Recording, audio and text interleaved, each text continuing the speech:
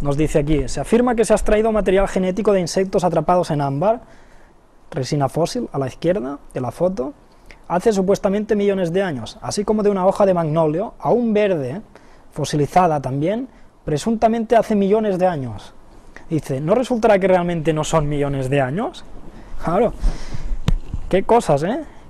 Si esto en realidad no son millones de años, porque si no, no habría nada que extraer de estos mosquitos. Es demasiado tiempo, millones de años, para que se conserven las muestras. ¿Lo veis como hay cosas que en la naturaleza todavía podemos encontrar que nos indican que nada de millones de años?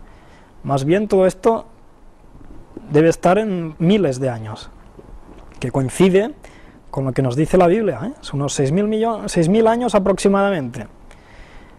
Pues todo esto son pruebas, métodos de datación, no exactamente, pero sí hechos que nos demuestran cosas que no pueden ser, no puede ser millones de años.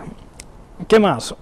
Erosión. Vamos a hablar de erosión. Diversos geólogos señalan que si se usara un promedio estimativo, una tasa de erosión de 61 milímetros cada 100 años, América del Norte podría haber quedado al nivel del mar en apenas 10 millones de años. Claro, tantos millones de años al final no queda nada. Y en otras palabras, a la tasa actual de erosión, el continente norteamericano habría sido erosionado totalmente unas 250 veces en 2.500 millones de años. Claro que esto no puede ser, porque una vez erosionado, ya está, no queda nada, no se puede volver a erosionar, pero es una manera de decir las cosas, 250 veces se habría erosionado, o sea que nada de millones de años, ¿no? ¿Por qué están todavía allí todas las montañas si son tan antiguas? Está claro que no son tan antiguas. Si no, no quedaría nada, debido a la erosión. Otros métodos de datación, actividad volcánica, dice, según el geoquímico ruso, Ronov, en toda la Tierra existen 135 millones de kilómetros cúbicos de sedimentos de origen volcánico, esto es el 14,4% de su estimación para el volumen total de los sedimentos de la Tierra. O sea, a la tasa de producción actual, extendida durante 2.500 millones de años, debería haber 74 veces la cantidad de material volcánico que la que existe hoy, que es cosa inexistente. O sea que tenemos otra manera de ver las cosas a través de las pruebas que tenemos de actividad volcánica, que si hubiéramos estado aquí 2.500 millones de años, tendría que haber muchas más, y no hay, pues no puede ser, millones de años no pueden ser, otra vez. ¿Qué más? Levantamiento de montañas, orogenia. Las montañas cordilleras de la Tierra se están levantando lentamente a razón de unos pocos milímetros por año. Se ha sugerido que en general las montañas se están elevando a razón de aproximadamente 7,6 milímetros por año. Usando una tasa promedio de 5 milímetros por año, daría como resultado montañas de 500 kilómetros de altura en solo 100 millones de años. Esta incongruencia no puede ser resuelta sugiriendo que las montañas se erosionan tan rápidamente como se levantan. Esta tasa de levantamiento es más de 100 veces más rápida que las estimaciones de las tasas promedio de erosión antes de la llegada de la agricultura, o sea, 0,03 milímetros por año, aunque sabemos que las montañas como más altas más erosionan, tampoco encajan los números. Muy interesante, ¿eh? Porque todo esto nos indica que nada de millones de años. ¿Por qué las capas de miles de millones de años todavía están ahí y por qué no se han erosionado totalmente? O sea que no puede ser. Las montañas, si se hubieran levantado durante tantos millones de años, serían muy altas y no lo son. Ni que haya erosión que las mantenga a raya, digásemos.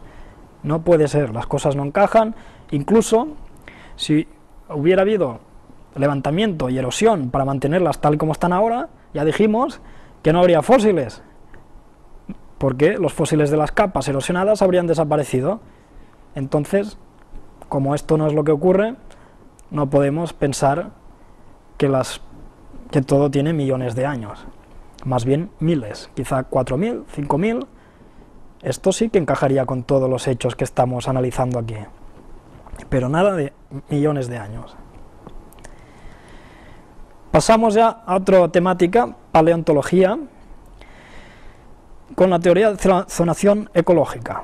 Esta pregunta ya la formulamos en la conferencia 2. Esto es algo que creen los evolucionistas, que las formas simples se convierten en complejas a través de la columna geológica. Una interpretación que ellos hacen y aquí nos pregunta, ¿se interpreta esta ordenación como si las vidas más simples hubieran evolucionado a más complejas durante millones de años? Pero ya vimos que la estratigrafía no nos dice nada en cuanto de evolución de formas simples a compuestas o complejas, sino que esto era interpretaciones y mucha imaginación. Entonces, ¿se podría interpretar esta estratigrafía como si las vidas hubieran sido sepultadas de acuerdo con su ecosistema? Bueno, pues hay otra manera de interpretar la columna geológica, y es a través de esta teoría. Si lo que vemos en ella, en la columna, fuera lo que habría sido el paisaje de esa época, más o menos. ¿Vale? Por ejemplo, aquí tenemos un dibujo de lo que podría haber sido el paisaje de esos momentos. Dice, si este paisaje fue destruido por una inundación gradualmente creciente, el resultado sería la secuencia general que ahora se encuentra en el registro fósil. Pues esto podría haber sido perfectamente lo que habría pasado. Lo que vemos en la columna geológica coincide con lo que habría sido el paisaje de ese momento, y que quedó así debido a una inundación, un diluvio universal. Nos dice, esto ya lo vimos, de la identidad de los restos no pueden deducirse la contemporaneidad de los depósitos, más bien al contrario, la similitud de los fósiles en dos capas geológicas debería hacernos pensar en el orden idéntico de esos fósiles, o sea, en un mismo medio ecológico. ¿Vale? Fósiles en la misma capa, más bien indicarían un mismo medio. Si en dos puntos del planeta encontramos huellas de oso polar, la conclusión es que en esos dos puntos hay clima boreal, ¿no? Porque ese animal solo puede vivir con ese clima. Entonces, o sea, que se encuentran seres similares de acuerdo a condiciones similares, acorde al ecosistema, para que dichos seres puedan existir, no porque estén viviendo en la misma época del año, que es lo que creen los de la evolución. ¿Vale? Esto, muy importante, estos puntos. ¿Qué más? Vimos los fósiles. ¿Cómo se forman los fósiles? Pues sobre todo necesita un ambiente sedimentario y una sedimentación rápida. ¿Y qué es lo que indica esto? Pues esto podría haber hecho perfectamente el diluvio. Diluvio universal es lo que el ambiente perfecto para la creación de fósiles. Algo rápido, mucha agua y barro ahí mezclado. ¿Vale? Los fósiles no se crean en millones de años. Incluso los evolucionistas saben que los fósiles se crean en condiciones más bien rápidas y catastróficas, porque es un evento raro. No suele pasar, solo en condiciones excepcionales. Y el diluvio lo es. O sea que, perfectamente, el diluvio podría haber creado fósiles. Vamos a ver un vídeo, porque muchas veces se han encontrado fósiles marinos y rocas marinas en montañas actuales. Vamos a ver esto. Vamos a ver un vídeo. El esquisto de Burgess fue descubierto por el americano Charles Doolittle Walcott, presidente del Instituto Smithsoniano. Este apasionado buscador de fósiles nació en la pobreza y vivió el sueño americano. Sin más diploma que el de la escuela superior, se abrió camino hasta la cima de la comunidad científica americana. Pero serían sus continuas expediciones en busca de fósiles a las más remotas montañas de Norteamérica la causa de su descubrimiento más asombroso. Fue justo aquí donde Walcott hizo su asombroso descubrimiento. Según la leyenda, el 31 de agosto de 1909 recorría este sendero a caballo con su esposa durante una tormenta de nieve cuando cayó ante ellos un gran bloque de roca que bloqueó el camino. Como todos los paleontólogos, Walcott era un caballero, así que saltó de su caballo de inmediato, dio la vuelta al bloque de roca y encontró un fósil increíblemente bien conservado. Había caído al camino, pero ¿desde dónde? Desde ahí arriba. La roca procedía de una sección del acantilado de no más de 30 metros de ancho. Una zona pequeña que se convertiría en la famosa cantera de El Esquisto de Burgess.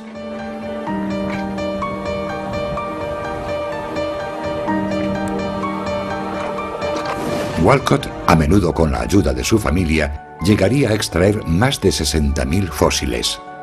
Y después de Walcott se han extraído otros 100.000 de este acantilado de una riqueza única. Vale, pues ya vemos que es curioso que fósiles de animales marinos y rocas marinas se encuentren actualmente en montañas muy altas, ¿no? ¿Qué pintan esos fósiles de peces en montañas de ahora? Si antes estaban en el mar y ahora están en la montaña, ¿cómo han ido a parar allí? Curioso, ¿eh? Parece que hay teorías, vamos a hablar. Al caminar sobre estos continentes encontramos una inesperada abundancia de capas de rocas con fósiles de tipo marino, corales marinos, moluscos, quinoides, que esperaríamos que estuvieran en los océanos. Las rocas sedimentarias marinas son más comunes y extendidas sobre la tierra seca hoy que cualquier otra clase de rocas sedimentarias combinadas. Este es uno de esos hechos sencillos que prácticamente piden a gritos una explicación y que se encuentra en el corazón mismo de los esfuerzos del hombre por comprender más completamente la cambiante geografía del pasado geológico. Una pregunta muy interesante, ¿eh?